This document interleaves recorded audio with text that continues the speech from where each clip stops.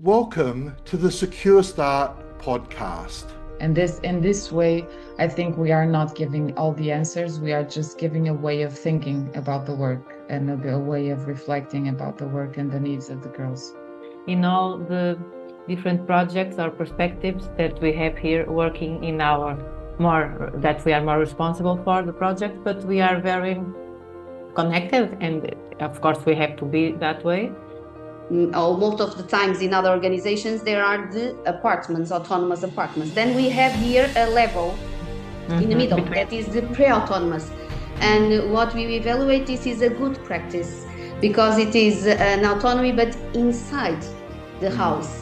When we started working with the families, we changed a little bit, and we would like to promote health relationships with them. I really do believe that residential care homes may be the best opportunity to life change of some girls in some situation.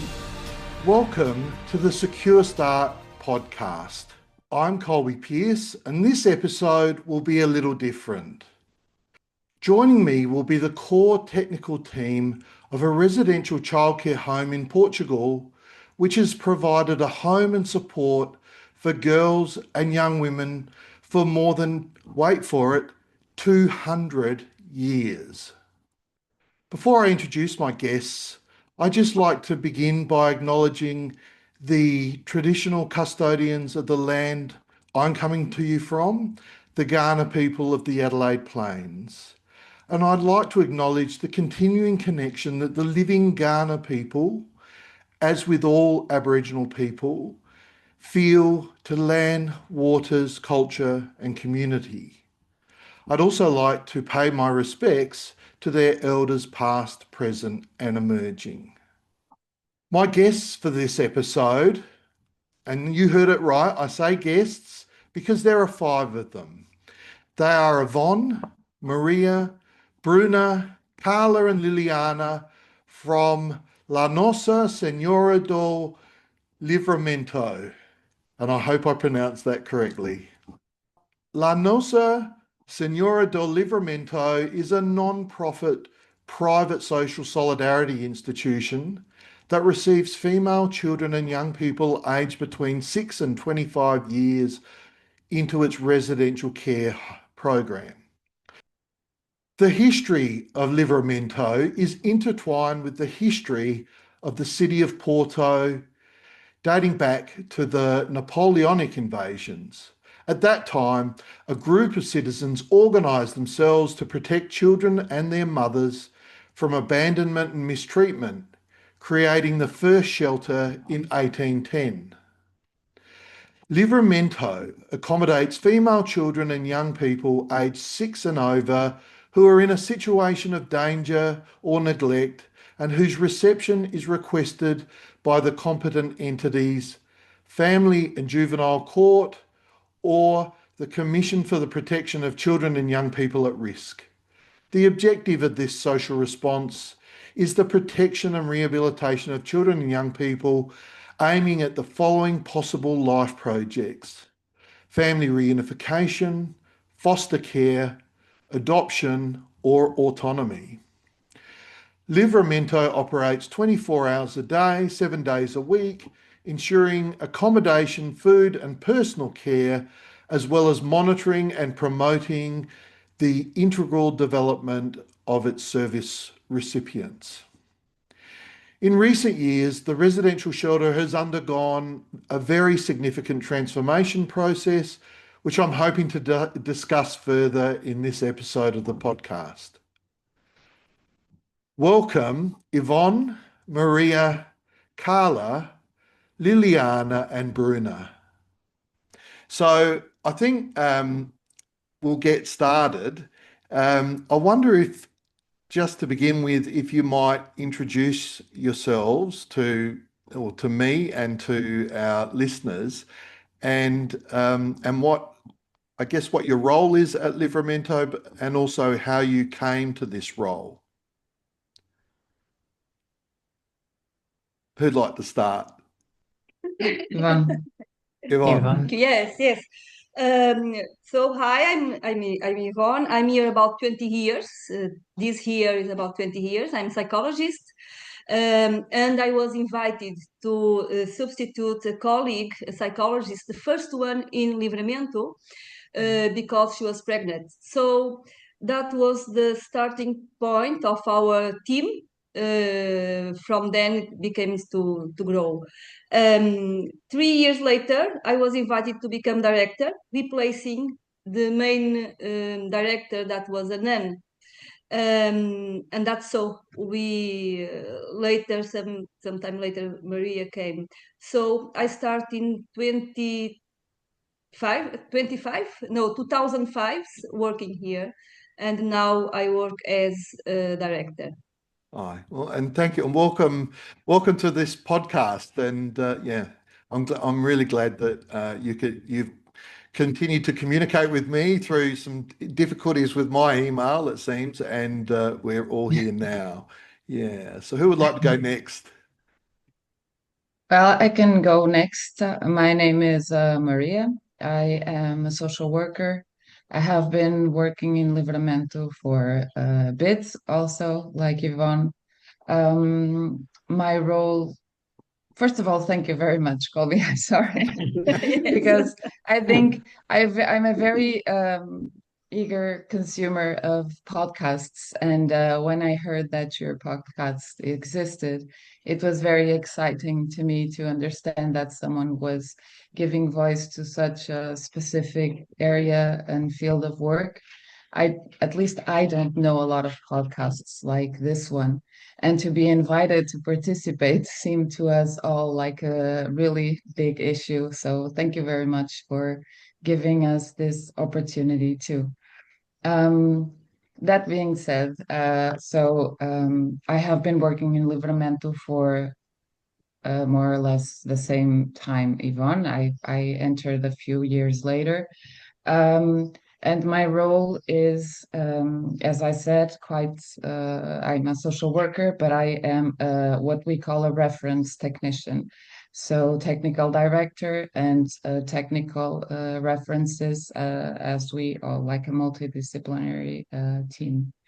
And yeah, so we have this role of managing several issues that regard the safety, promoting the rights of children and young people in Porto, which is the second city of Portugal. Um, and very glad to be here. We'll have the opportunity to talk a lot about this. So Yeah. thanks. Thank you, and I'm glad to have you all. And yes, the podcast is very much, well, at least quite a significant part of it is going to be dedicated and has been dedicated to looking at changing narratives that exist about residential care that are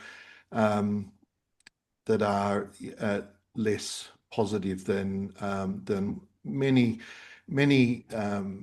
instances would show it can be. Yeah, agree. I'm Carla, Carla. and I have the same functions as Maria João. It's more easy for me, my presentation, because I will make Maria João words mine. And I'm psychologist, and I am in the technical team. Since Liliana, 15 years, 16 years, more or less. Yes, I think you are since 2010, I think. I think, more or less. 2011. Yes. Or Welcome, 11. Carla. You might as well go next then, Liliana. Yes, we are introducing ourselves by the time that we are here in Livramento. So I'm Liliana. I'm really glad to be here with you. So I'm really thankful, as Maria said. And I'm a reference technician also. I'm social educator. I've been working, I was thinking, listening to Yvonne. I'm in Livramento about 12 years now, I think. And more or less in the child protection, more like 15 or 16 years old, more or less like this. And our role in Livramento is similar between the three of us, the four of us. me, Maria, Carla, and Bruna, and the difference is I'm more related to the old young people that we have here, more related to promote the skills of autonomy. But we have the opportunity to explain that in more detail. So I'm very thankful and very glad to be here with you. Thank you. Yeah, thank you. Awesome. And lucky last. It's me. I'm Bruna. I'm the new head of the team. I've started here on doing an internship 3 years ago. And last year I was integrated the technical team, and then I have the same roles as Maria, Carla, and Liliana. Welcome to you too, Bruna. Now, I nearly forgot to say it, but it's just popped into my head that I wanted to confess that I visit your country weekly through the wonders of modern technology, that is. So not only do I produce videos and post them on YouTube, I spend a bit of time on YouTube as well. So I tend to watch a lot of YouTube channels of people from other parts of Europe and the UK who come to live in Portugal, both in northern and central, and set up an off-grid homesteading lifestyle, which is what I do here in Australia when I'm not working. I spend my weekends at my own off-grid homestead as well. So yeah, so a number of the channels that I watch on YouTube are people who are in Portugal. Mainly, Cool. is it Casabranco? Yeah, Casabranco, that around that central Portugal. Did I pronounced it poorly? Casa Branca. Castelo Branco. Yeah, Castelo Branco. Castelo Branco. I just abbreviated it a little bit. It's Castle, White Castle. Yeah, It's Castle. White Castle. Yes. Sorry. Okay. So I think, look, the obvious first question is if you can tell, one or more of you can tell me and our listeners about Livramento and the services that a little bit about the history of Livramento and the services that it provides today, because it is a very interesting history. Yes, it is. Yes. So maybe I can start, and I thank you if you can complete what I'm going to say. So our story starts with Napoleonic invasions, and the girls who were born from soldiers, relationship with girls, were put out of their homes because that type of relations, and that means some good people from Porto city decided to protect those child and ladies. So we are talking about more than 200 years back. And since then, Livramento take care of young girls, protecting them from the risk situations, different kind of risk situations. So some years later, in 70s, men start to work in Livramento, like Almeida e Souza, and we can say that in that period of time start a big change in our history, because the house became open to outside.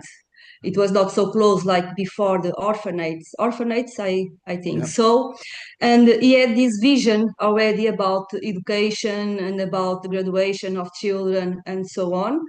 And he invited a group of nuns, also with a strong charisma of education, to run the house for 40 years, during 40 years. So, and in that period of time, you can say the pillars of what Livramento is today were started, the foundations of Livramento, concerning the focus on education, the focus on knowing the world, the focus on having good results for the girls, and so on.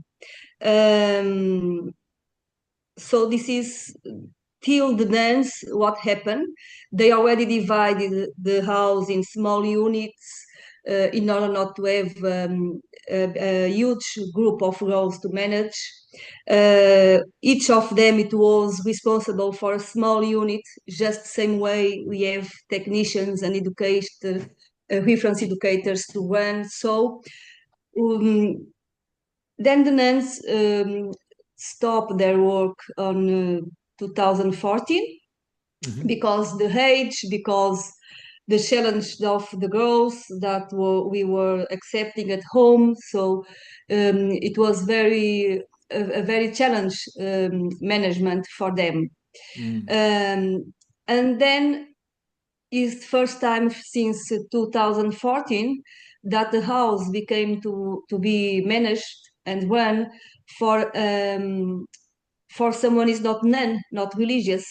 And we kept the good working, the good vision, but with the worry of having some scientific evidence, to having another kind of knowledge, and that was the starting point for our qualification. We can say that some years later, 2016, and now I give the word to Maria, because we always, as a team, is a characteristic of this team, we wanted to challenge us to do it more and better, to get better results concerning mental health, concerning education, concerning and so on. And we were not satisfied with what was happening. We wanted more. And it happens in this concerning this idea of knowing more and knowing better. Maria met Patrick, and now I give the word to Maria. So from then she can give us a little bit of Livramento's story.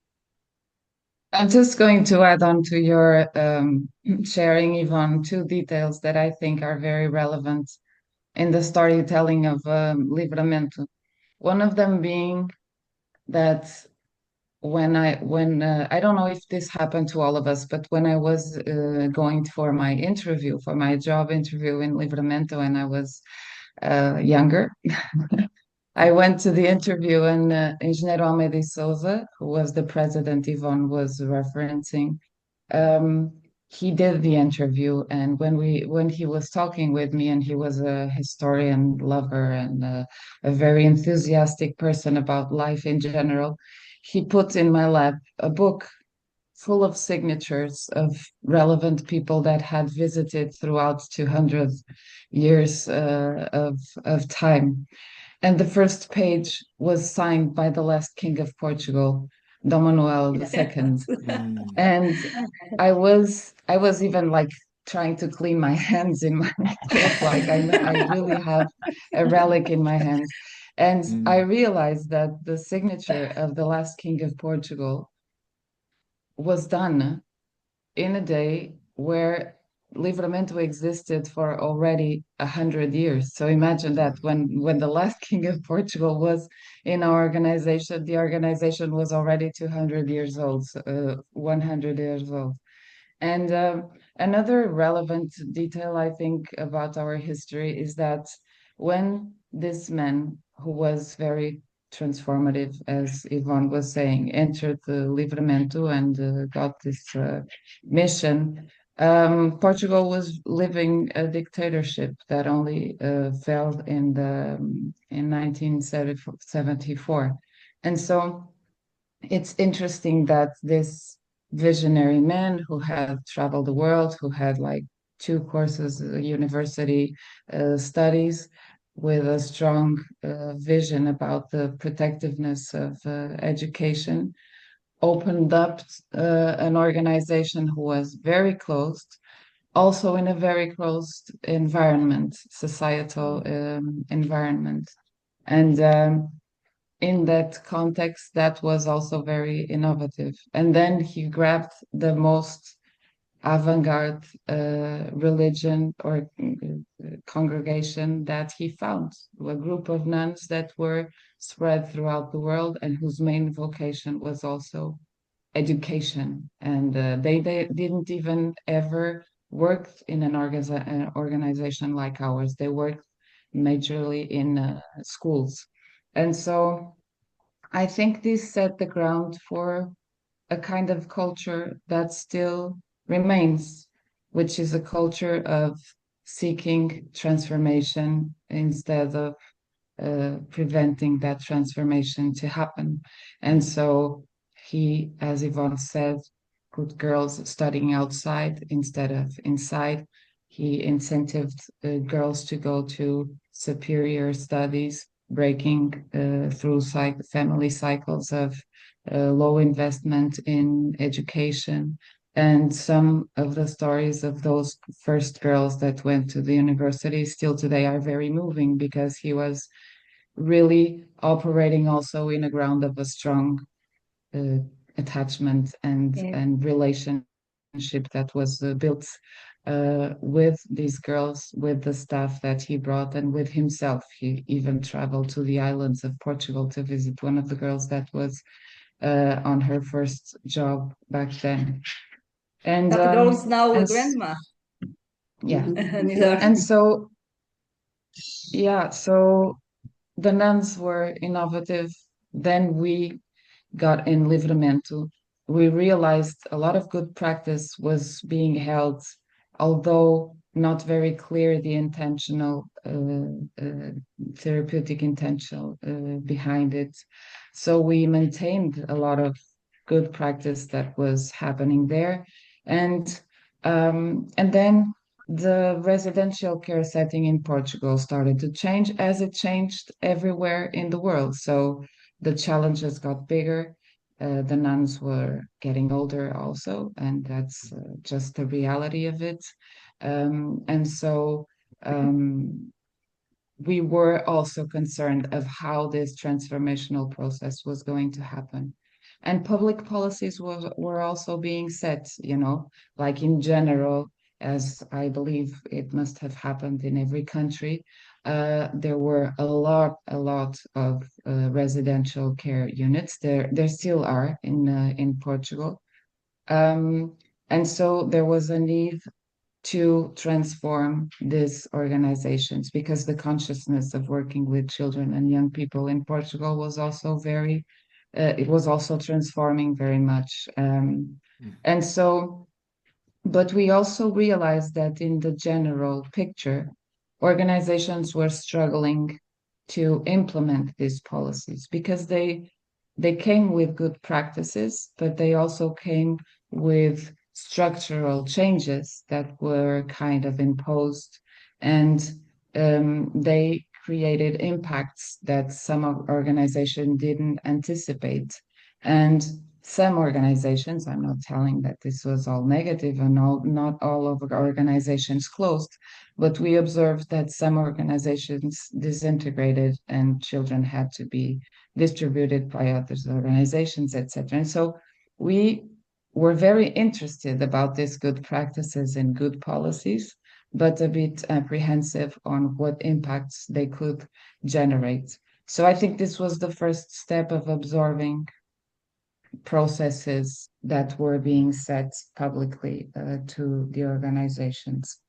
And after this, we started implementing these policies without embracing, like, formally this public policies. And then afterward we did, but we were already prepared. We set the grounds for it to be implemented in a protective way. And then in 2014, this training that was happening in Alentejo happened, and Patrick Tomlinson was the lead person that was invited to train the people that were. And so I went there. I was the only person from the north. Mainly, there were people from Alentejo, and I think this was a very important few days, because I understood that people were building models, and people were building therapeutic models.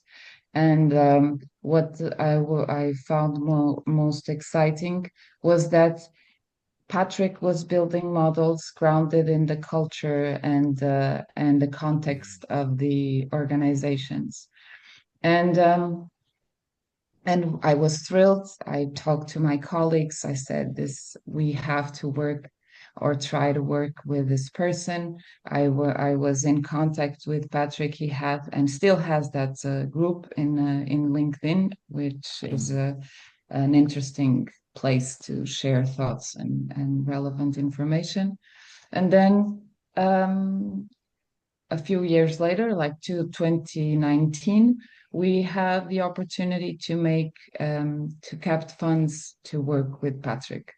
And this was European funding with a specific purpose of enhancing the quality of organizations through consulting and mentoring of professionals. And so we applied for that funding, and we started to work with Patrick, developing our model firstly, then implementing our model afterwards.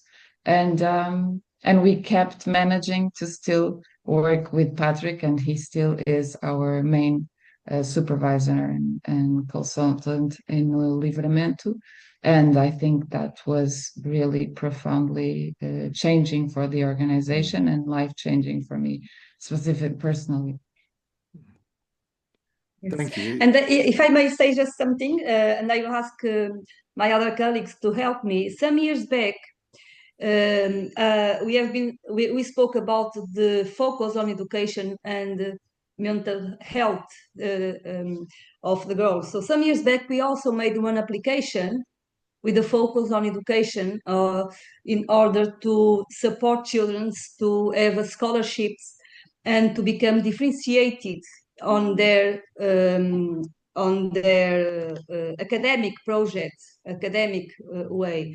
So, and we made that application, and we still today beneficiate of scholarship till the regular how you say, Maria, the 12 years of Public school. school? Yes, what is obliged. So, and that is a strong basis for their resilience and as a protective factor because they can skill themselves, they can start to have another view of the future. But then we were missing something else concerning emotions and these needs to respond to the specific needs of these children with very adverse experiences in all ways. So then became this application Maria spoke, and we still today are working on that. Each of us have has the responsibility of lead different areas, like Liliana said. She's with the eldest girls of the house, working on autonomous skills and promoting autonomy of the girls. She has, I will invite you maybe so you better explain, because we are divided in different projects. We run different projects concerning the model.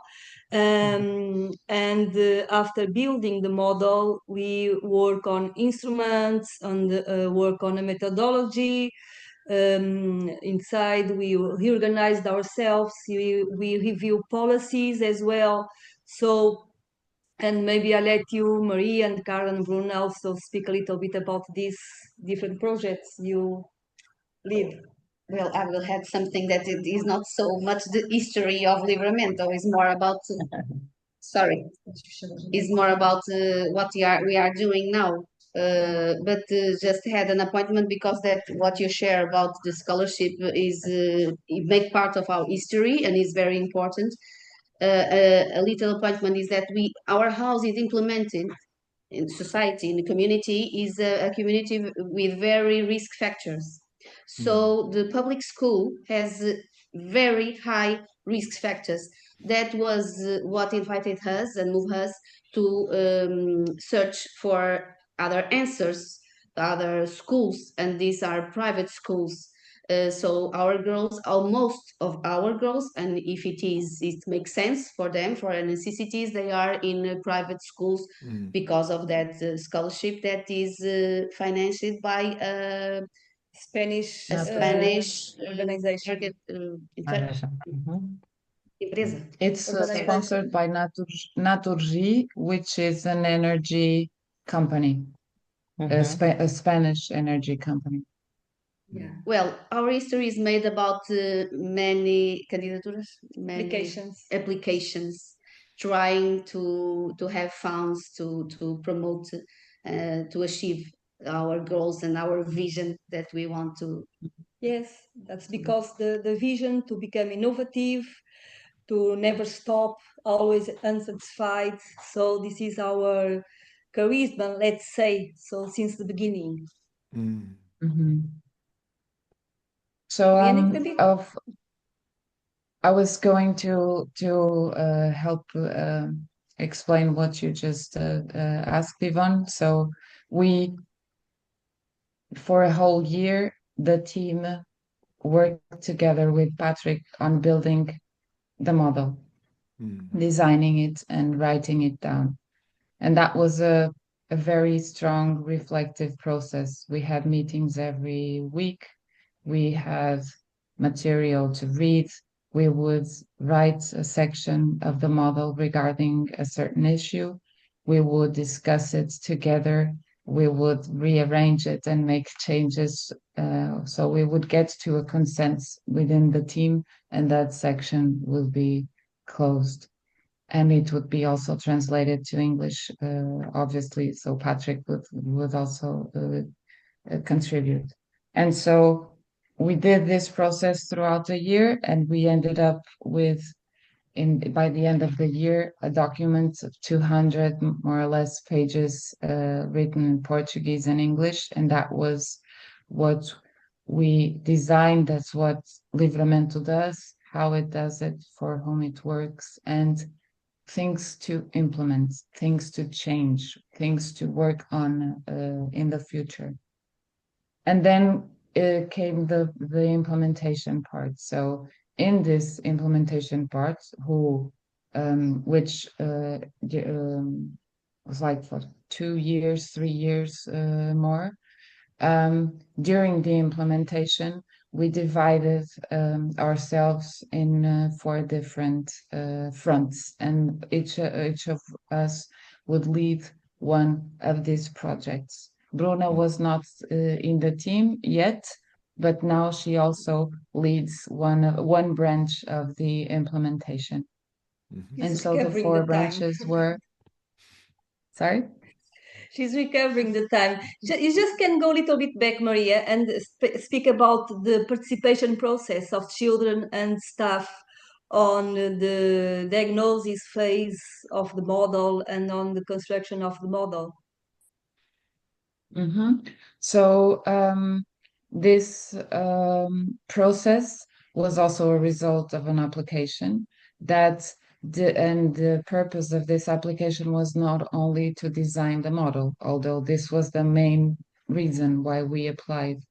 And we also designed a system of an evaluation impact system.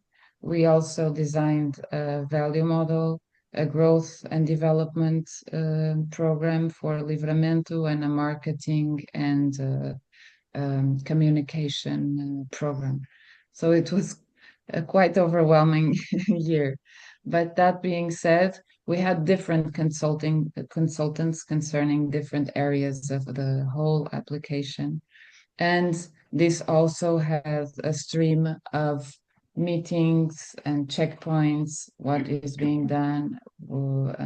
And those meetings and checkpoints also had a representation of different layers of the organization, children were there, educators were there, the board was there, and this was very relevant because it gave a sense of commitment also. of everyone within the project. And all the consultants of this application were present, and that's the stakeholders that Yvonne is referring. So it was a participated process, and children participated also in important and relevant parts of building the model, and they would have the opportunity to interact. Patrick would visit Livramento, I think 4 or 5 times that year.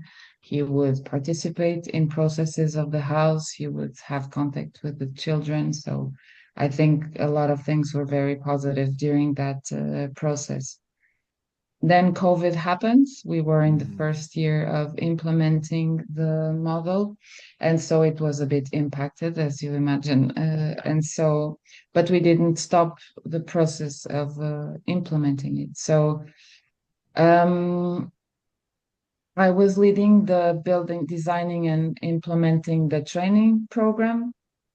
My colleague Carla I was and I am leading because it didn't end. And Carla is leading the process of the policies and procedures revision and adaptation, so everything is coherent and congruent with the model. It's a huge project with a lot of hard work that has been done.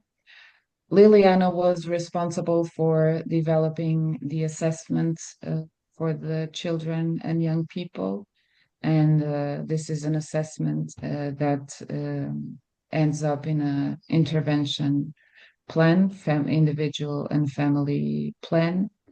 And from the training and the intention of supporting the development of all professionals in all layers of the organization, we felt in the end of 3 years of supporting people that we might benefit on developing a specific instrument and process to support specific needs throughout also an assessment of professionals, because the training is a more collective approach.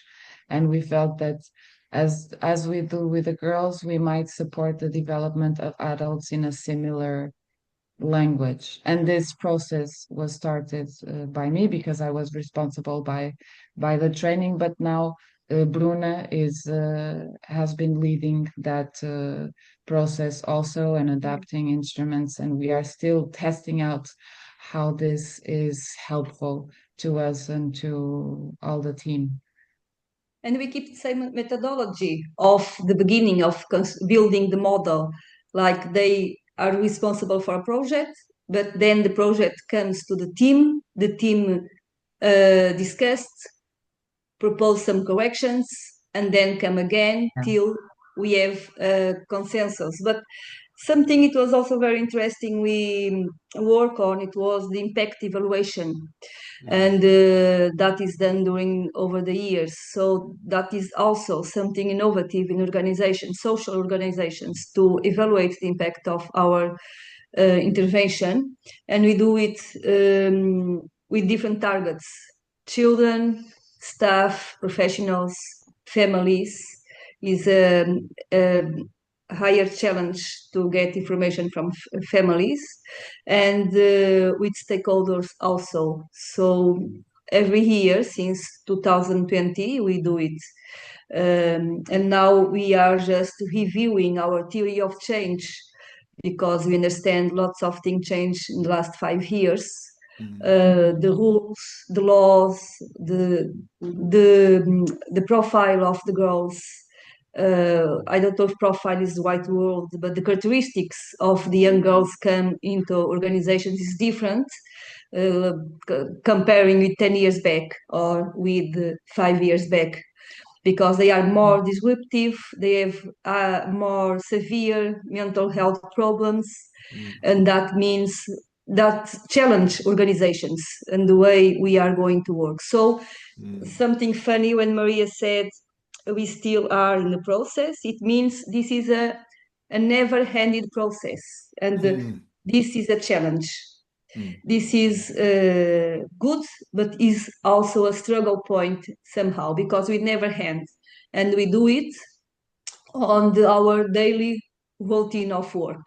So So just coming to some challenges. The other one is the human resources, to have someone with the entire time dedicated to this process of creation. So, but maybe Liliana could explain their process with the autonomous group, because it's something very different, and we have these apartments and so on, and you could explain a little bit better. You are the best one to explain it. I was thinking about what you are saying, Yvonne, right now. And I think it is exactly as you said, it's like an ongoing process, as Patrick said us a lot of times. It is really an ongoing process. And I think we all feel that in all the different projects or perspectives that we have here working in our that we are more responsible for the project, but we are very connected. And of course, we have to be that way. And about exactly the old girls. So the difference between my groups are related to the groups of Carla, Maria, and Bruna is that I have girls from 16 years old to up, and then they transition. They are in their groups. When they are admitted in our house, they go for the Maria or Carla or Bruna groups. And then they are evaluated, their life projects are being analyzed and worked out related to them and their families and the girls. And it is a process. And of course, in the basis, we have this tool that we use, for instance, the development assessment. That it is a really help for us to be more connected to the needs of that girl, the needs and for her development. And sometimes it makes sense for this specific girl in a period of the year to have this transition for my group. The pre-autonomous group is a little different because it is more intentionally directed for their working, for their training, their skills, daily routines by themselves. They have all of us groups have a technician reference, that is me or Maria, Carla or Bruna, and a reference educator and a support educator. It is like a micro team concerning to each group. And the pre-autonomous is not an exception on that. So I have my reference educator, my support educator, that are there present for the girls to work out with the girls of what they need in a daily basis, but not on a daily basis also. And then it is like if you work like a small house in a big house. Livramento is really, really big.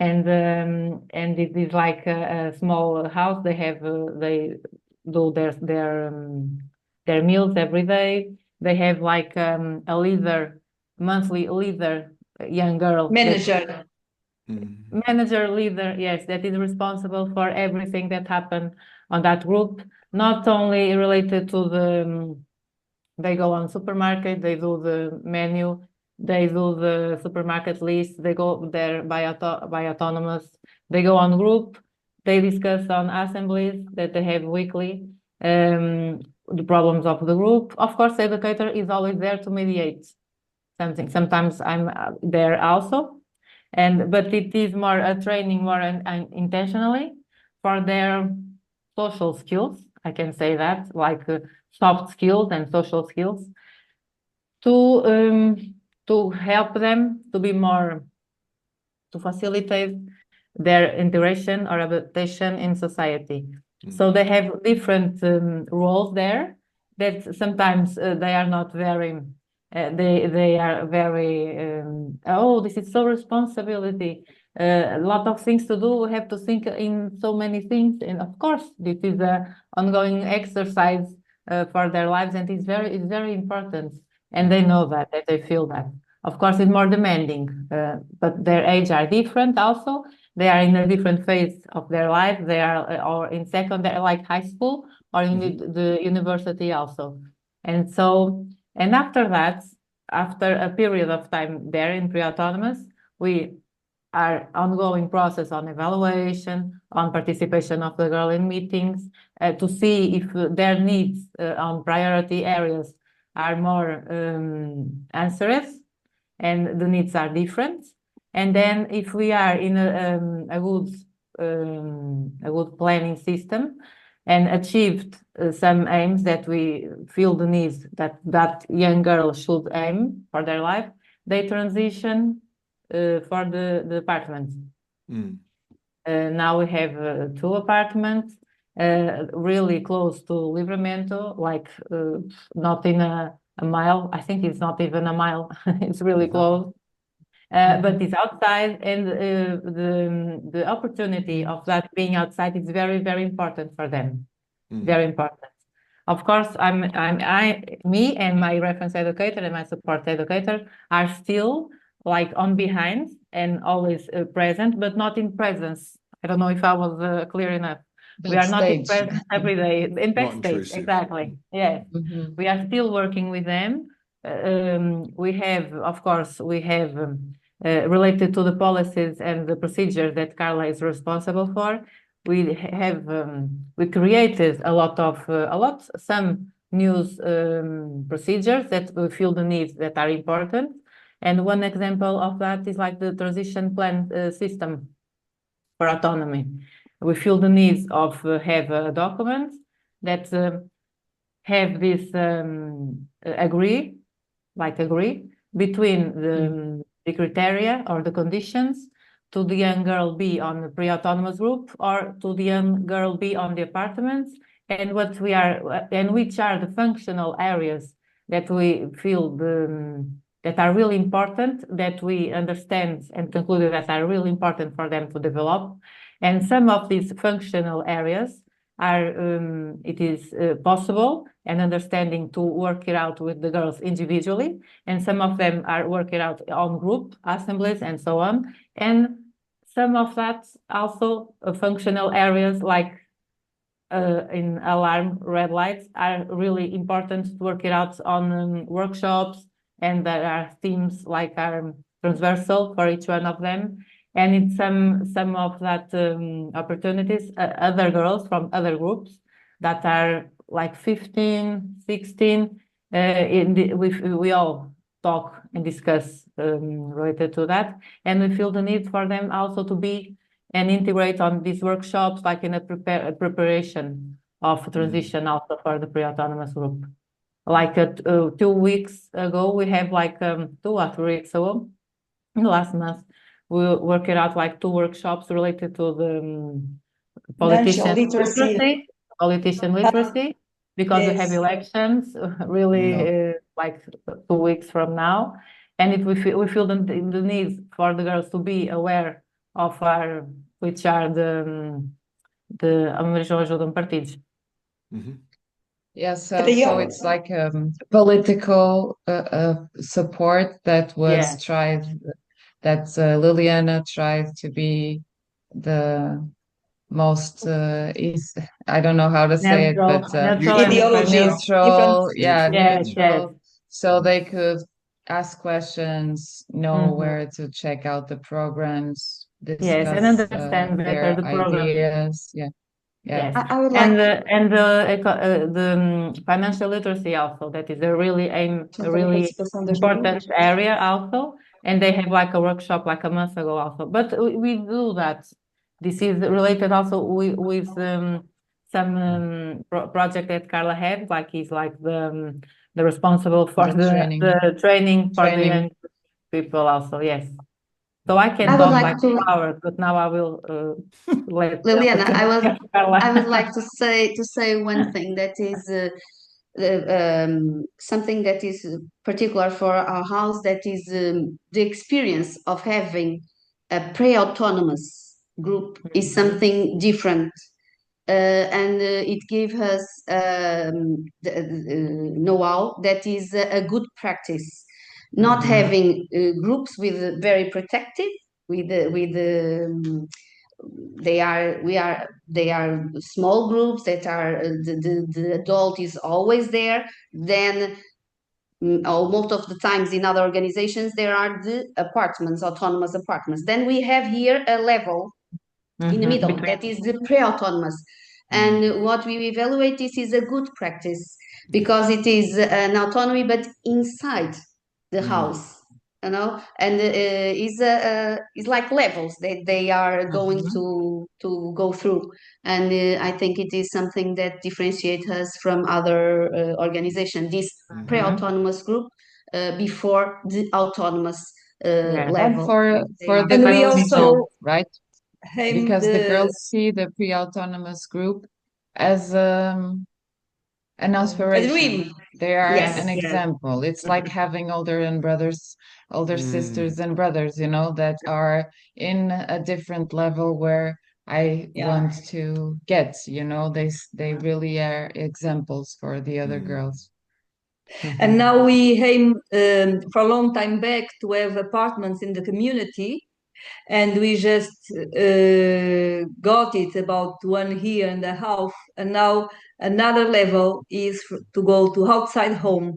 So with the less support, because they are more regulated and they have more self-regulation and self control on that, and they are more skilled, that the transition will be smoother. But Liliana, you just didn't had that about the adulthood transition plan were built. The girls participated on it. They also gave their, it was We discussed with them. a co-participated process, because they read it, they said, here we like to be like this, we can add this is not so important. So can you just explain that process of Yes, I participation of think the girls? yes, I think it is like a practice that we all in our house do in all matters, and related to the pre-autonomous, of course, because even because of that, because there are old girls, so they have more critical, they are more connected, and we are involve them, of course, in all the practice and all the things that we think that matter for discuss for their lives, and the transitional plan for autonomous. But also the all the documents, the rules, not the rules, like the internal regulations of the departments also. Before that, the internal regulations of pre-autonomous also, and so they are always. We always want them to participate because only on that way it makes sense. And we do like meetings with them after dinner in assemblies also, and so we discuss, we distribute the document, we take the document, and so we ask them to read, to give them time to think about that. Sometimes some days, and after that we go again, and we want their feedback about what they think, the conditions, what could be different, what they feel the need that is not there, what they would do different, and why. And some of their ideas make a lot of sense, and so we integrate that and we adapt that. And this is like a reflect of the participation that we want for the girls to have. And of course, if we do that also, we are also contributing for them to be a part of something and for them to be like active in our society also. So they are always training their role on society. So I think it is very relevant. For all of us, it is the only way that makes sense. Yes, I think. And they begin at 16, and when do they graduate from the program, so to speak? About what age would they transition out of your program? For the apartment. Out of the apartment or out into their own homes, and I think if I will try to answer. If it's not, if I didn't understand very well, can you correct me, please? Okay.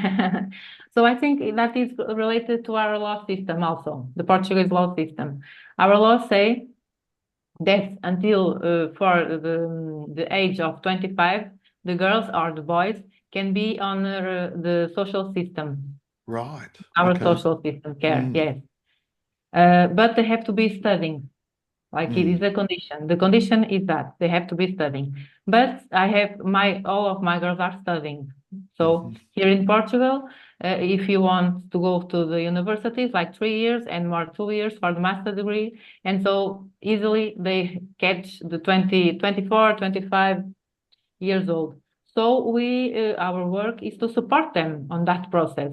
Of course, all of that, some of that girls begin to work to study and then work on part-time, and so they are supportive on that also, because we think that it's good for them for all matters to have this balanced system, and it's good for their responsibility, it's good for their budget management, it's good for their training, also for the financial, and it is like a step-by-step situation that we are giving support them and work it out on individual meetings, group meetings, and so on.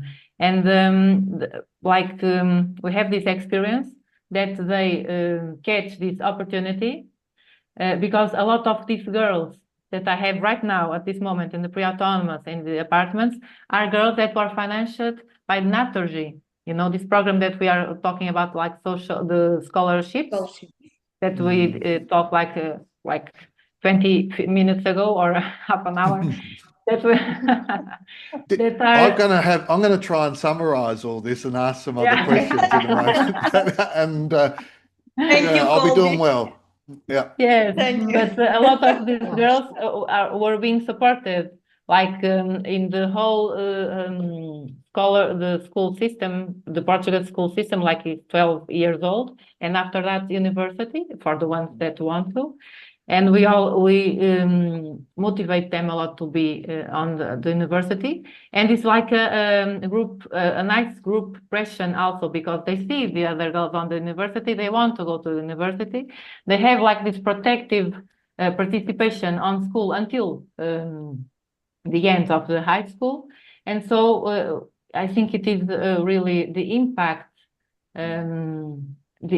of this program, of Naturgy program, is outstanding. Huge.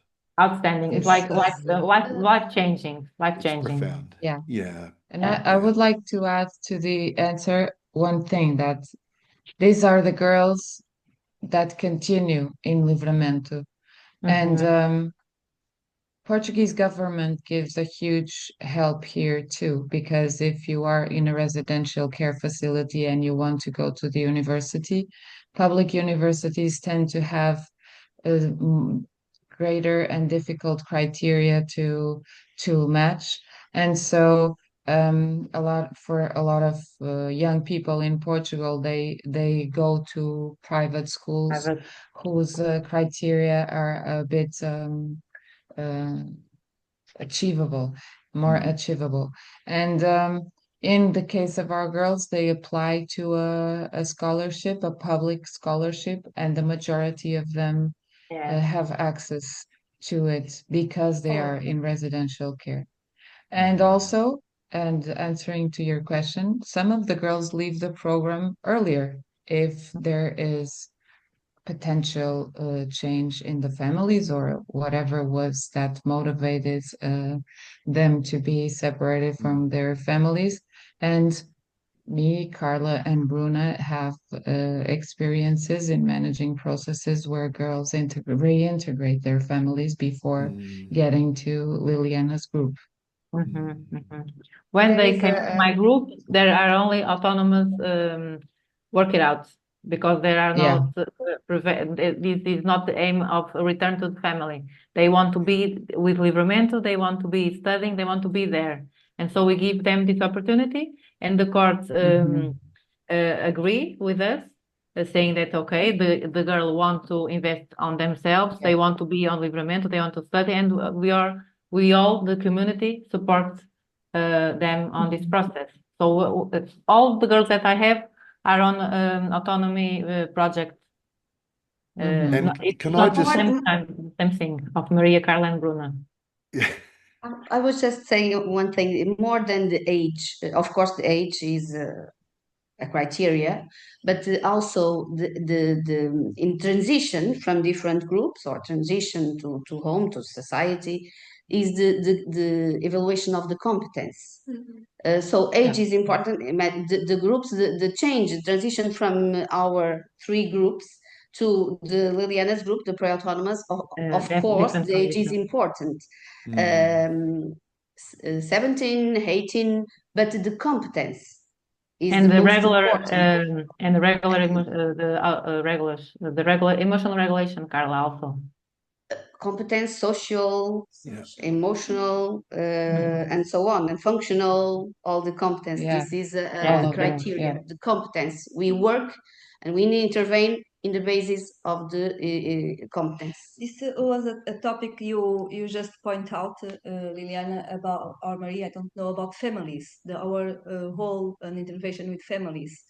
And of course, since the first moment they came into Livramento, family is an important target, considering we see family as a potential partners, but never forgetting the vulnerability of the families, and never forget that if families were okay, girls were not here. So we work in this basis of trying to empower families, to integrate families in the work we do is a very difficult process sometimes, but because of that, we made another application. So we are living application through application, another application, to have some funds to do the work we want to do, because it is expensive. This is another challenge, the sustainability of this process. So Bruna lead this, maybe you can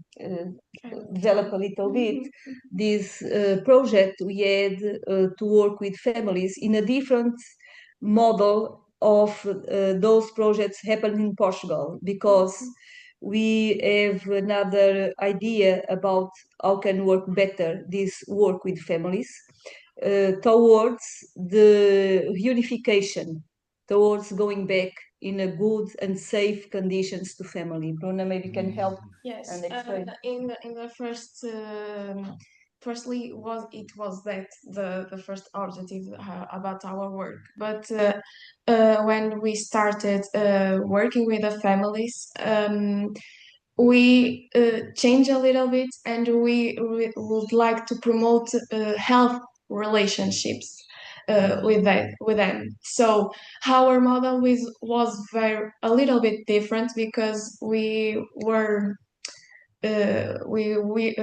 well, I'll say we came to the houses and work there with the In the family, context of in the families. context, yeah.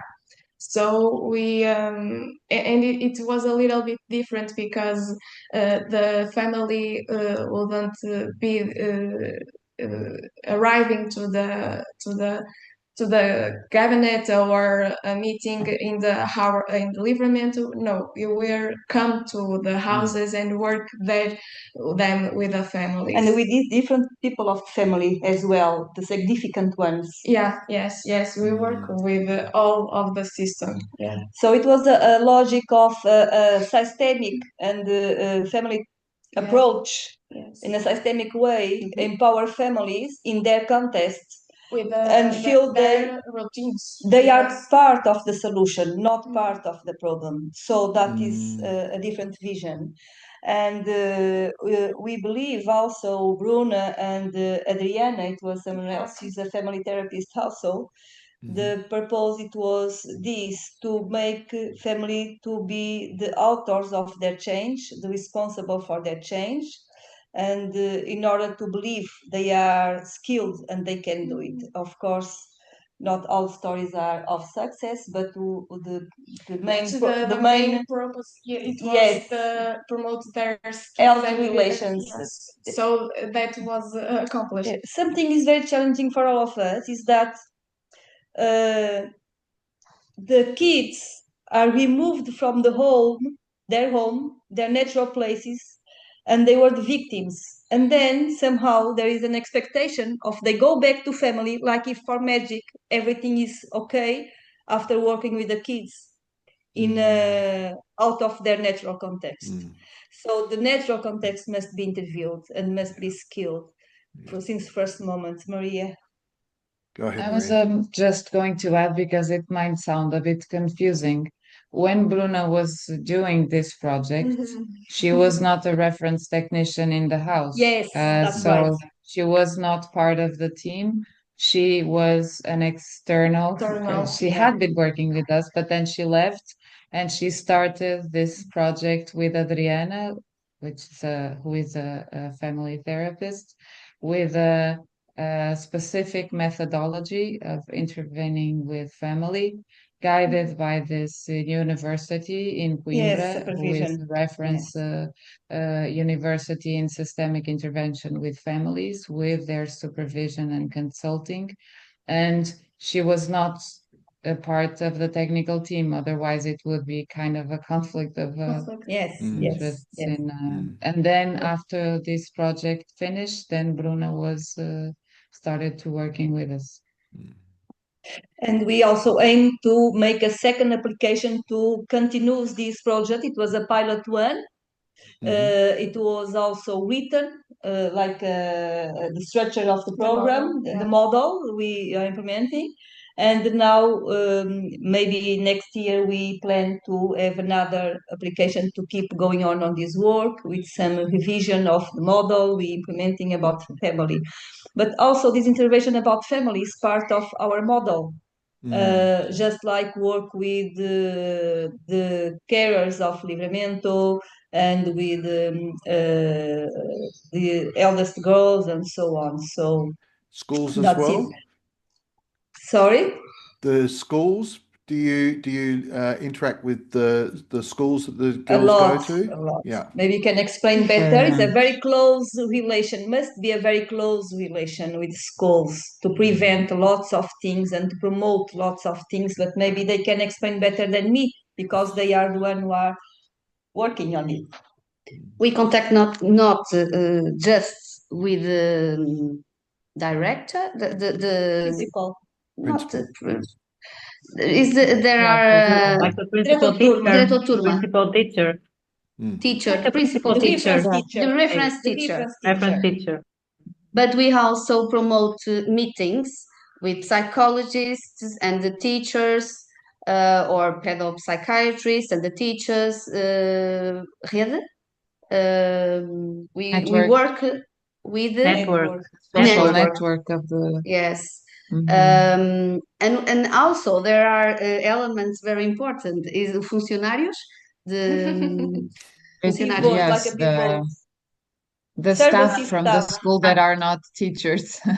The staff from the The school people that are who not are, teachers that see they in the São referência, não é? yes, and they are important to know if Mm. they are well, to give them informations about the girls. They pay attention when they are playing, or that they share important information with that elements from the school. So There's yeah. strategic people Yes, on the field. yes, Yeah. they are very proximal to us, and then we make an intervention together to Yeah. with the It's girls. holistic, isn't it? I mean, you've got Yeah. Yes, that's it. It's holistic holistic. is yes. Must be. It sounds so wonderful what you're doing. The jurisdiction in which I live and work, residential care, is very different to the way you describe it. There are a number of questions that I've had in my mind as each of you have been talking. I think it sounds like to me it would be fair to say that there's been three significant transformations at Livramento, particularly within, say, the last 50 years. So from the orphanage, and the question I had was who was staffing the orphanage before the nuns were brought in? Two very severe ladies, Okay. manage about, I think we reach 136 girls. Oh in my the God. beginning. Yeah. And then 19, two severe ladies. When Mm. Engenheiro Almeida e Souza was invited in 70s, Yeah. he said he made a revolution Yeah. inside. So there was He just So these Portugal two was living a ladies. revolution, and he started a revolution then. Yeah. And then it was in that period of time came the nuns. The nuns. And did those, so a couple of things that are probably relevant to some of the previous conversations that we've had on our podcast, including about the transformation in the Cotswold community from a reformatory. They call it a borstal, I think, in the UK, but it's young offenders, young male offenders, to a therapeutic community around the same time, I would say. Um, but the person that you are referencing comes in. What do those two women do? They just take care of basic needs. You So know, did like they? not one, all the girls were Yeah. just very equal with themselves. Not they were not individual needs were responded. Just they feed, they work on domestic tasks. They didn't go to school. School it was inside, only the basic knowledge. The only after 18 years old they was going out, but before that they were just closed, like a kind of a Mm, prison we can say. mm, So it was a very severe thing. yeah. Um, uh, and that was like that, not only in Livramento, but it was a cultural Yes. thing Mm, in society. in Yes, institutions This, and across they Portugal's. yes. Mm, mm. Engenheiro And so, Almeida Souza told that the children, the young girls between 14 and 18 wouldn't leave. So they would stop leaving the house and the facilities when they got to the teenage years, or more or less 13, 14 years. And they did have kind of workshops where they would learn useful things like mm, sewing, etc. And then I think the thing that happened the most, Engenheiro Almeida Souza told us, was that they would leave these facilities to go to families and high society families and work like cleaning and mhm, cooking, etc. mm. And they would not leave before the age of 18. And he would tell other things that were not very pleasing to No, hear, like no. having windows painted, not to look Mm, Look outside to the outside street, and so mm. on. etc. So it Yeah, was very much a closed institution, and the Yes. very girls closed were institution. institutionalized, Yeah, basically. yeah. And he comes Only in. 50 years back, we made a big Yeah, change. yeah. And so he comes in. Did those ladies leave Livramento at that point in time? Yeah, And the nuns Yeah. yeah, came. yeah. And the nuns came in, and he drew the nuns from not from outside outside of Portugal as well as within Portugal. Is that right? Yeah. Yeah.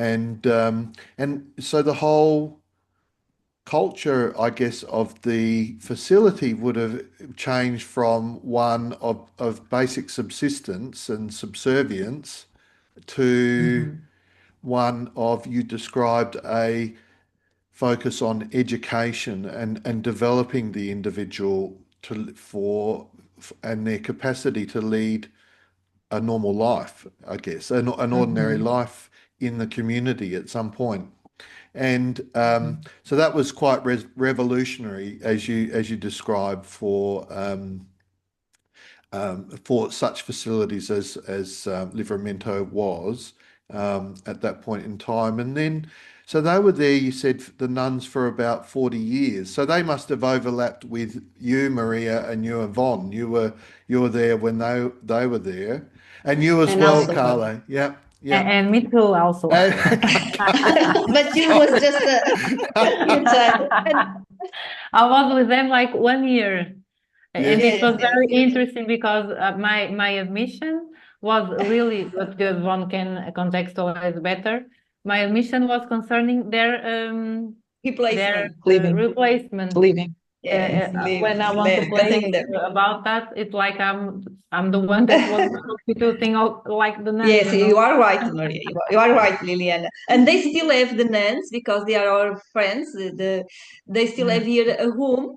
Whenever they come to Porto to go for a consultation and so on, they can sleep here and they come to visit us. They sleep here. They are The invited, same so nuns. they still are part. Yes, The they same are nuns. Yeah. same nuns. Wow.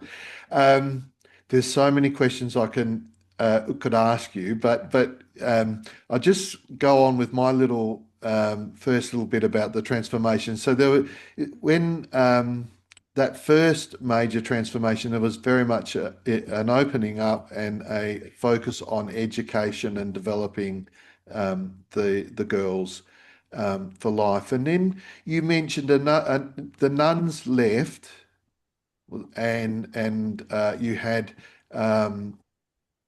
professional carers, I guess, come in to the role. So that was and that was I guess a time of transformation and change as well. But then I think you also referenced that there were certain standards, I think, and expectations that were imposed by the authorities in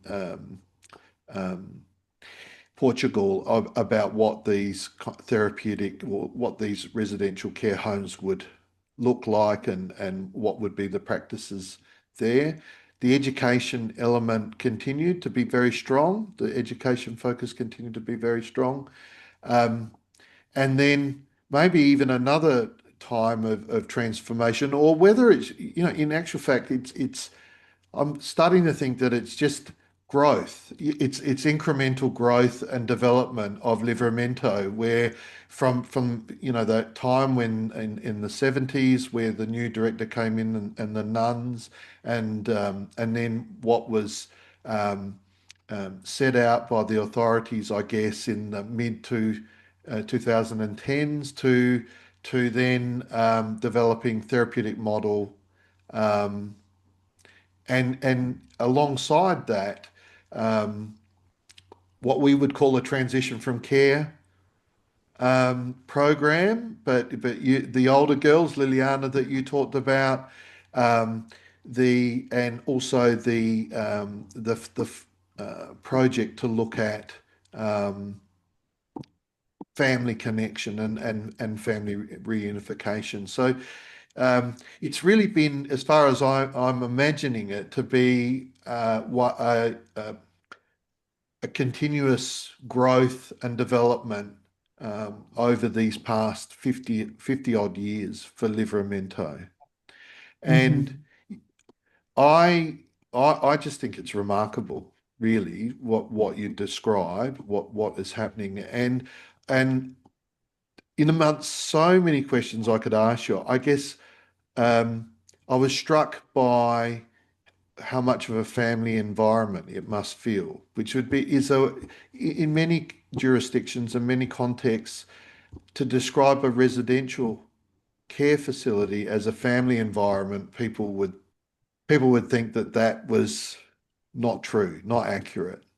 Yeah, but I'm imagining in my mind girls from 6 and older growing up. They can see older girls who are going to private schools, graduating to the older girls program, university, and that's what happens in a regular family, isn't it? Where you observe your older siblings as they progress, and it sets aspirations, aspirations beyond survival, to aspirations of flourishing and thriving. How many girls kind of start 6, 7, 8, 9 and go right through to and into the older girls program, to the apartment and beyond? Have you had how many girls have you had that have been able to make that full progression? So in the last 15 years, there are a big change about the social protection system, because when I started here, and Maria and Carla, almost 80% of girls were less than 12 or 15, less. less than 15. So, and now we have only one girl with 10 years old, and the average age is about 16 years old. The average age It's different. More than 30% are 18 or plus.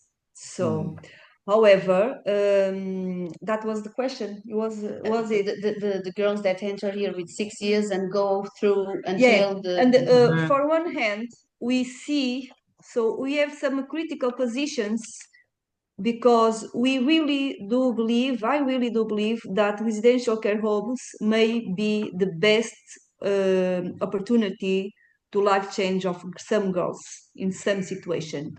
And sometimes when they come with 16 and 17, we don't have much time to work on them. Because it's different the time we have to transform. For other hand, because of the we also yes, it's because of the attachment. because The attachments they can leave at 18 if they can leave. They can They decide want to to, if leave. they want to, yeah. If they want, they can leave at 18. If they came here at 17, we have few time to have a secure attachment with them. So they sometimes go. We didn't have time to work on that. Less time with more problems. For another hand, we also have this experience of admissions of girls with 17, 18. They ask to come to residential care home because they have this conscience of how important is to be protective and the difficult families sometimes have concerning relation and interactions with families. So, however, I must say that more than before, we have academic success because we are between 99 and 100% of success in academic progress. Although all these challenges we have, the bigger challenges, whenever they come with 16-year-olds, they already were absent at school, they had problems at school, and so on. So a protective factor, like we said, is not going to same kind of schools from those they came, but to a different kind of schools. But that means a different kind of friends, of relationships, a different kind of vision about future, of another significant ones around the context, social context they start to live. And that is empowerment also because they see, oh, this is different. I can do like the other girls. I can do like this. And then they become ambitious. So I don't know if you answer your question, Colby. Now we have just one. Now we have just one girl, I think, that came here at 5, 6, and is in the 5, and is in the university. We have 5. Yes. We have Yes. 5 girls. 5 currently at university that have I come. was doing Around the 20 years. exercise, and I can remember at least 5 girls At least that 5. started really little in Livramento and that are between the 20 and 25 years old. Yeah. now. And that's over, well, that would be over the last 20 years, within the last 20 years, I guess. Yeah. Yeah. Yeah. And so I guess what I'm also understanding is that there has been a change that is probably roughly 10 years or so ago where the complexity and the age of the girls went up when they came in. Am I right in thinking that? Yeah. And so that interests me a great deal from the point of view of what you're doing, Bruna. So are we saying that these are girls who are 15, 16, 17 that you're looking at family reintegration with, or are they younger girls? On the program, it was that ages. Yeah. Yeah. Yeah. So were they coming, where are these girls coming from that are coming at 15, 16, 17? Are they coming from foster care? Are they coming from their birth family? Where are they coming from? Well, in Portugal, we are just, as you know, we have the opposite weights concerning the rest of Europe and the world. So 80% of Portuguese girls with risk factors live in residential care home. Only now we are trying to change this percentage, these weights concerning foster families. So we are still we have very few foster families, maybe 2% of the young people in system. So mostly they come from families directly to residential care home. Also because of their age, because it's easier to go to a foster care family when they are younger, not with 16 or 17. That pushes to think about the preventive intervention in the field, how it happens, because I believe if the girls come with 16 or 17, the risk factors were there since long time back and never change. So that is another situation. That's it. To get, if those girls are primarily coming from their birth family, and the birth family are struggling, their parents are struggling greatly to provide the level of care and that they need. It's remarkable to see a transformation whereby they can either or both successfully reintegrate into a family environment that is much safer and much more able to respond to their needs. It's also remarkable to think that those young people have an opportunity to complete their education and go on to higher education as well. I mean, we know that education really is the key to rising out of poverty, and for our children and young people in out of home care, for them to change the trajectory of their life. And in doing so, of course, we're changing lives of their children and grandchildren and so on. So there's tremendous human capital built through services like yours, where you are changing the trajectory of the lives of young women. When your former director, when he arrived in the early 1970s, how many girls were in the orphanage at that time? I remember when he came, more than 80, I believe 86, 87. And then when I start, I remember 70, 76, 77 when I start. Then when I became director, it was an objective to have less girls here. And then we reached the number of 45, our protocol. But these 45 are divided in units of 9. Yeah. Yes. Yeah. I'm just wondering how that was achieved to reduce the numbers of girls at Livramento. How we did it?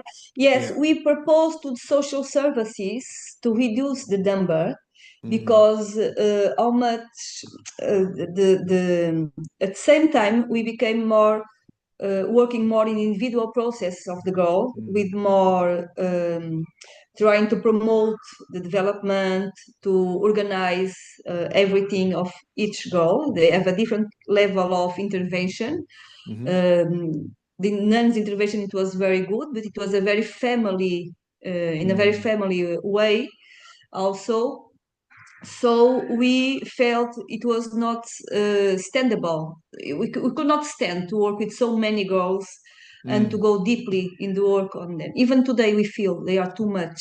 So maybe the girls are too much, or maybe we are too few, the human resources. So they made a proposal, and that it was accepted to reduce. Okay. It's been quite the process of developing and rolling out the therapeutic model with Patrick's assistance. I'm just curious as to how it's been received by the carers on the ground, the carers that look after the young people, how have they received it? Have there been any challenges in being able um, to implement with them? Um, well, we decided that the best way to start implementing the model was to use the training as a source of gradually promoting the appropriation of people.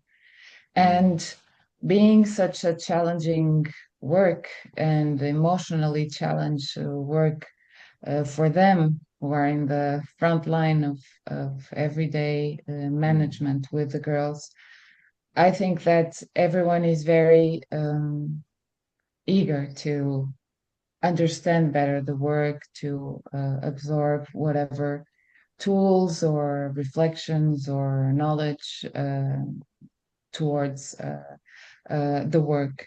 It's interesting that we were just focusing on the changes, because I think one of the challenge of implementing the model was also the clash between recent entries, professional entries in Livramento, and the professionals that were already working in Livramento for several years. And we do still have a few educators that work there for several years, even though the majority are more recent recruitments.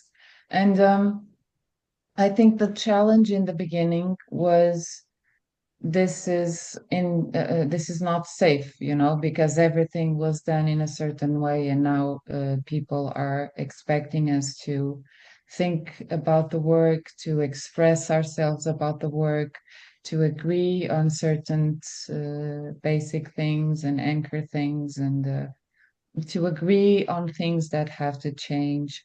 And there are cultural issues that are very positive of a religious background and a certain way of managing things.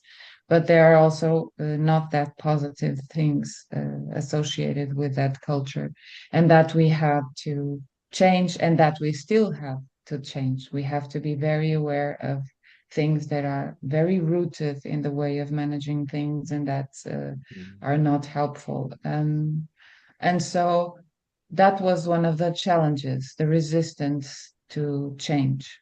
Um, but I think that throughout the process of doing the trainings, I think people understood that it was more helpful than damaging to participate, to engage in the reading the materials that we distributed. We also do manage the training rotatively. I mean, I'm leading the project, but I'm not the only one that is doing the sessions. Every one of us is doing them, and Everybody. everyone is doing it, and we do, everyone in the technical team, obviously, and everyone is attending to the sessions. Even the board of administration has sessions to have a certain level, appropriate level of knowledge of what is being done in Livramento, and what is working with traumatized people, and what helps and what not helps. The cooks have, the general services have, the educators have sessions, and that is very relevant. Our method is this: we share a bit of material, we share a bit of the model, but we can share things that are not part of the model, an article. We can build two or three pages on an issue that became relevant in a certain point of time, and then we don't do like a very like class format. We share the material ahead, and then we discuss what were the thoughts about that, what experiences are we having related to this issue, what did people do, what they think about, what they felt about it, and then um, um, and in this way, I think we are not giving all the answers. We are just giving a way of thinking about the work, and a way of reflecting about the work and the needs of the girls. we want people to think about what they're doing and they have to Yes. be supported and encouraged to stop and think about the work, Yeah. how it's impacting us, what we're doing. And the one of the other things that's really came through in these podcasts is the importance of doing that right through the organization, and Hmm. across all the roles in the organization. You want an organization that is aligned, that has a common knowledge base, has a common um, philosophy or approach, and there's an understanding across the organization of what that looks like.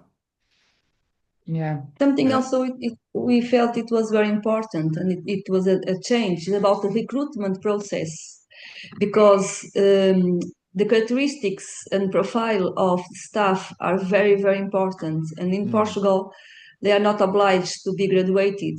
The one who take care directly with children, sometimes they are not so much skilled. And our recruitment process, we made a system with the help also of Patrick, is focused on the character, the sense of Right. mission, the sense of purpose, and so on, Mm. the values of people, and the resilience also. And because that's very important, it's very easy to become vicarious trauma or burnout, and so it must be emotionally very strong, and also with sense of purpose to work in a place like this one. And the recruitment process became a very important instrument we made. About Well, different moments that we have different moments, methodology that we apply of support the educators, the carers, in meetings too, the technical and the carer, or in at group, and also the training meetings and the training. Can you help me, Maria João, just clarify what I'm Yes. saying? So when we thought about the model and the appropriation of the model, this is the more formal way of appropriating. But what Carla is saying is that we also thought about all of the group processes inside Livramento. And the group processes go from the group process from children until the group process between different layers of the team. And so we are responsible for a set of people, each one of us. And so we have the responsibility to meet in trustworthy how do you say it, frequency, and in those meetings that can be in a 1-to-1 or 1-to-3 groups, we discuss what is going on, what people are feeling about what's going on, and what strategies may be put to place to manage what's going on. We also have these meetings with Yvonne. We have these meetings with the ones that are at our responsibility. The educators have these meetings with the girls with the group assemblies, and we do have meetings directly with the girls in a holistic way, as we spoke before, but also in a more internal way of managing things with, for example, the assessment of their development and the building of the plan of intervention with the girls. And so all of this is support. All of this is also appropriation of the model and a way Reflection. to maintain as healthy as possible dynamics inside Livramento. And if And this we have is reliable and systemic, etc., it's less probable for collusions and subcultures to develop, etc., Yeah. or it's difficult for them to happen without visibility. That's what I mean to say. And we also have supervision, with Patrick and the team, and me too. And now the team felt the need of having some more clinical supervision, let's say. And we add someone to this team. And maybe something we didn't say about all applicants, we try to have a scientific committee that could go through all the phases of the application of the project, and also reflect with us at the same time. So it was a supportive system all the time in all situations. I mean, I expect nothing less of Patrick, of course, and the contribution that he's made. I recall a conversation that I had with Patrick some time ago where I'm trying to think of we were talking about questions that you might ask an organization or ask a group of practitioners about the work, to kind of draw out what's really important. And in the context of that conversation, I said, I think there's only really three questions that you need to ask and answer. Maria just said two of them, but in your presentation earlier, all three were encapsulated, and that is to be able to stop and think what's really going on here. That's question number one, and to have a theoretical framework which helps us answer that question. What's really going on here? What's going on for our clients, but also what's going on for ourselves? The next Yeah. question is, what can we do to respond therapeutically to what's really going on here? And that's where the model of care comes in. Yeah. And often the model of care can have both. It can have the understanding of what we need to know and how we best understand our service recipients, and also what we need to do to respond therapeutically. And then the third question, of course, is how do we know we're making a difference? And I think you talked about a constant process of evaluating. And of course, if we don't turn our minds to what success looks like in our endeavors, then all the problems just take up our attention, and we struggle to see those things. So I think, evaluation and constant evaluation, review and improvement is so important, and very much based on having in our minds what success, what a good outcome looks like. So I've heard all of those things today, so that's terrific. I know we're sitting on just a little bit over an hour and a half. I usually give people who come on the podcast the opportunity to ask me a question if they like. I'm probably would suggest that we don't have 5 questions of me. But did you think about a question that you might like to ask me before we go? Because I love answering questions without notice. Yes, Maria, Yeah, maybe. yeah, we discussed a little bit before this the beginning. So recently, I mean, I've heard about your podcast because Patrick told us about it, and I went and searched and heard, I think, 3 episodes, and I was really blown away by the work of Dr. Nicola Sullivan, I think it's her name, and the work that Sally Rhodes did with families, which sounded very innovative and very mind-blowing, I thought. And so I was like, Colby has access to people that are doing good and innovative things. And so since you have that access and you are doing this that you're doing, we would like to know from your position and your lenses looking out not only in Australia but throughout the world, what innovative things have been coming up to you in the field of residential care that you think it's relevant to share with us and with whoever is listening. Okay. There's so many things that I would say so far from the various podcasts with people with experience in residential care. The things that really stick out for me, one is preserving family connection. I think, well, I don't think, I believe that our attachment style, the way in which we approach life and relationships, is an amalgamation of all of our significant attachment experiences. All of our important relationships contribute to our overall attachment style. So you have attachment relationships, and those relationships can be secure, insecure, disorganized, whatever.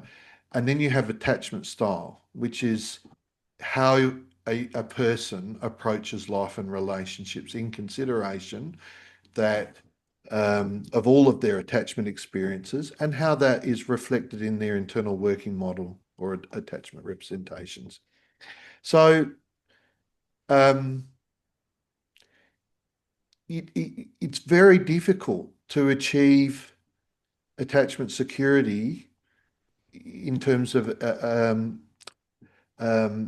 security of attachment style when you leave certain relationships damaged, unrepaired, and that happens too often in our out-of-home care system. So I think one of the things that has really stood out for me, and even going back to the Cotswold community in the UK, where Patrick first started his work, what I understand to be the case about other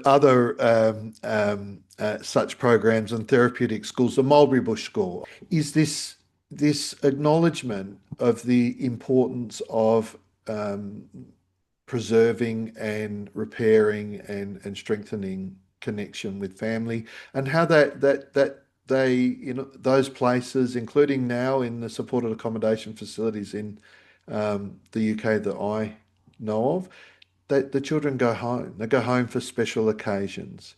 In the therapeutic schools, they go home in the holidays. So these are very, I guess, in many jurisdictions, including my own, they just wouldn't consider. They wouldn't consider these things. But I think they reflect a way of managing risk and thinking about risk, that life is full of risk, that we can't get rid of all risk for our young people, that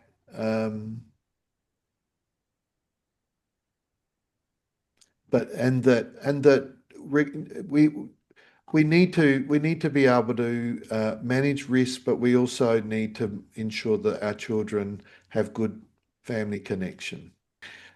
So in a nutshell, I think it's been with various programs, the totally different approach to preserving birth family connection. Yeah. And that's why I was really interested to hear about the work that Bruna had been doing as well, and that you're seeking to do more of. I think you mentioned two of our previous guests, Maria, in Sally. Sally is from my jurisdiction.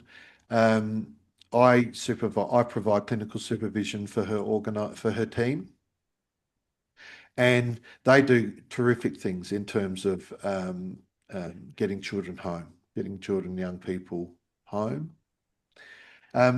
Nicola is in Ireland, and a secondary interest for me beyond residential care is supervision and support. And what I've noticed with most of my guests is this idea of everyone in the organisation having supervision. Now, you referred to meetings as well as supervision, but what I mean by that is that everyone has the opportunity to stop and think and reflect and talk about the work and talk about the individuals where that's appropriate. So I think it shouldn't be innovative, but it is. Would be my observation. And look, and I don't have, thank you for suggesting it might be the case, Maria, but I don't have necessarily the reach that you were saying in terms of people I know around the world. But what I do know from the jurisdictions in which I have worked is that so not everyone in in fact, very few people in our statutory child protection departments, for example, have even the opportunity to just stop and think about the work that they're doing, its impact on them, what's really going on for them and for the children and young people that they're making decisions about, how to respond to their needs therapeutically, and how we know that we're making a positive difference in our lives. I think without supervision, without that setting aside of time to stop and think, the work loses its heart and just becomes very procedural. And I've said that in other podcasts as well. When we stop thinking about what we're doing, we just become very heartless and procedural, and that's awful for our young people. Sorry, Maria. No, that's was a great answer, and I do agree with everything that you said. I think we all do. And I think this is also a challenge, because we have this in this structured way since we designed the model. Obviously, meetings happened before that, but we didn't think about the flux of meetings in a systemic and systematic way. And maintaining it's a very for us at least, it's a very great challenge because of several factors, but one of them being that our context is very unpredictable, although we try to bring the most predictability that we can. And it's challenging not to reschedule, not to drop the meetings that are planned, etc. But I do think that this is essential to our work to have. They might be small, like short slots of conversations or longer. It doesn't matter. I think anxieties go down when people know that they can count on this one meeting that they are going to have in 2 days, and that it's very probable that it's not going to blow away and not happen, And when we have adults that are less anxious, we will have children that are probably less anxious also. And so I realized that we all reckon that when we started doing this, you can always spot on people that are struggling. And I think the nature of human beings is jump to judgments and think, oh, that person has a problem. She's not fitting in, or she's always struggling in the same issues. And it's very easy for us to personalize an issue on someone rather than on the way things are happening around and in the system. And what was kind of evident to me is that we will always have people that are struggling and whose profiles might be uh, relevant to the good work. But when the system is working, it's less probable that this is going to have a negative impact in the girls and the young people. And I'm not saying that we don't sometimes fail. I mean, and that a meeting doesn't happen. But I am also very aware that when that happens, things start to happen, like anxieties start to arise and issues that might have been contained in a certain point are not contained. And so that's why all of us value so much this consistency and this stream of places where people can think about what is going on, what they're feeling about the work and the girls, but not only the girls, the work in general. And and feel supported and listened to. And that is one very, very relevant issue of our work. Mm. Well, listen, thank you again for agreeing to take part in the podcast. Hopefully, we kind of are able to present all the things that you wanted to present. I think it's such a fantastic endeavor that you're involved in, and I'm really pleased to be able to make it public through this podcast. So I just wish you all the best in your continuing endeavors on behalf of the young people. And maybe we might have another chat another time if you're open to it. Yes, of course. Yes, of course. Yes, of course. But Thank you very Thank you much. very much, Thank you very Colby. much. Thank you. Thank It was you. really nice. Thank you. All right.